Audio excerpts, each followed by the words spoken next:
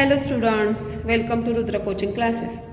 तर माझ्याकडे इयत्ता 5वीची इंग्रजी व बुद्धिमत्ता चाचणीची एक प्रश्नपत्रिका आहे. ती आज आपण सोडवणार आहोत. तर पहा, भाग 1 आहे इंग्रजी. क्वेश्चन 1 आहे, select the correct option for the message for a good behaviour. म्हणजे गुड बिहेवियरसाठी कोणता संदेश दिलेला आहे तो ह्या ऑप्शनमधून आपल्याला शोधायचा आहे. इथं दिलंय be polite, be rough to your neighbour, be rude to elders, be rude. यातला ऑप्शन आहे first, be polite. Second question पहा, choose the correct word to complete the message. Be wise in saving and, इथं option number आहे 4 speaking. Be wise in saving and speaking. Saving म्हणजे बचत करणे आणि speaking म्हणजे बोलणे. It flies in the sky but it is not a bird. म्हणजे तो आकाशात उडतो पण तो पक्षी नाही. People enjoy playing with it. लोक त्याच्यासोबत उडताना आनंद घेतात. What is that? That is and aeroplane. Question number 4. The name of a body part is hidden in one out of the following words. Find out that word. इथे काही words दिलेले आहेत, त्याच्यामध्ये त्या वर्ड्समध्ये एक बॉडी पार्ट लपलेला आहे, तो आपल्याला शोधायचा आहे. तर पहा इथं काय, मिल्क, फार्मर, साऊंड, इव्हिनिंग. तर तो शब्द आहे फार्मर. कारण फार्मरच्या जो ARM म्हणजे काय, आर्म. म्हणजे फार्मर ह्या शब्दामध्ये आर्म हा बॉडी पार्ट लपलेला आहे. Question number 5. I am a vegetable, I am a round, if you cut me I will make you cry, who am I. ते आहे ओनियन. कारण ओनियन व्हेजिटेबल आहे, ते राऊंड पण आहे, आणि जेव्हा आपण ओनियन कट करतो तेव्हा आपल्या डोळ्यातून पाणी येतं.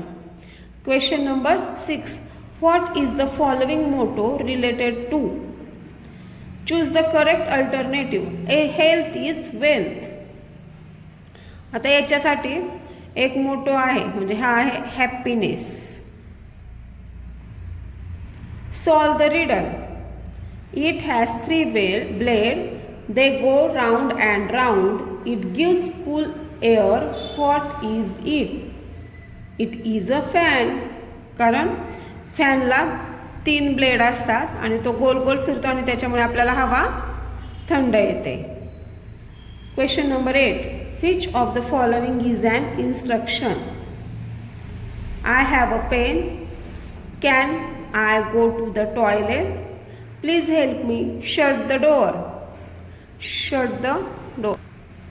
तर याचा ऑप्शन आहे shut the door. He instruction आहे. आता पहा, which of the following is a request.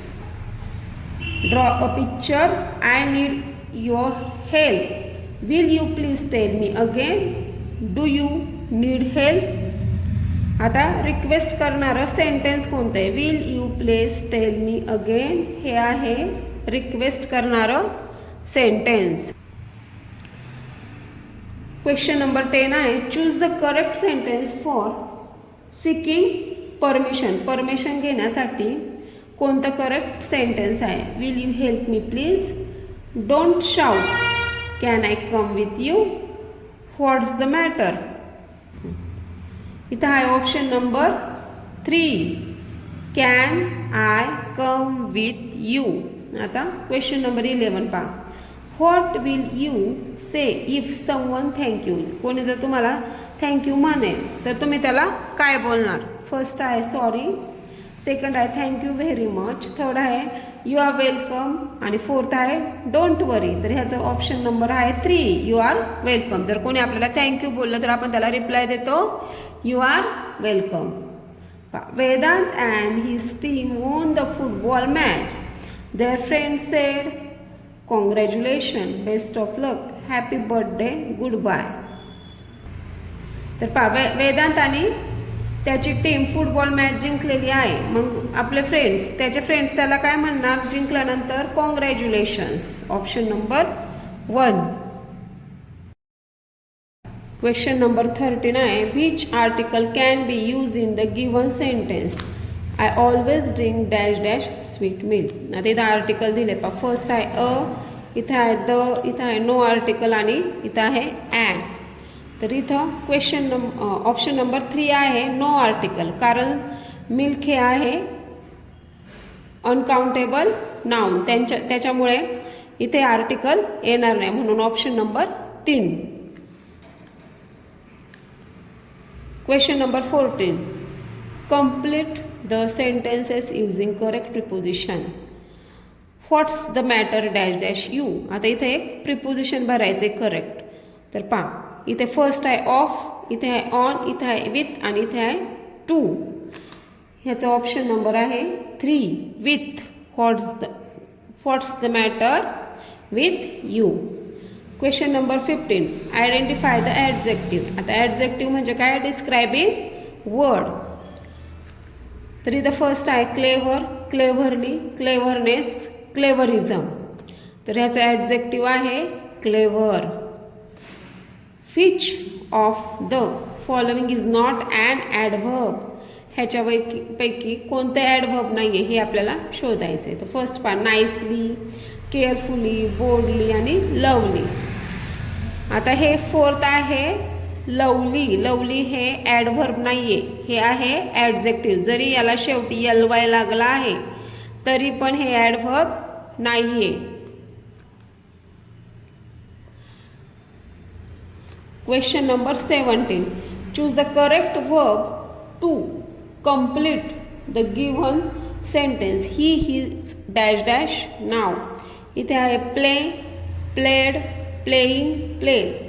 मग इथं करेक्ट ऑप्शन येणार आहे प्लेइंग. ही इज प्लेइंग नाव, म्हणजे तो आता खेळत आहे. Choose the incorrect plural. Incorrect plural form आपल्याला शोधायचा आहे. इथं टॉईज, मंकीज, बेबीज, बॉईज.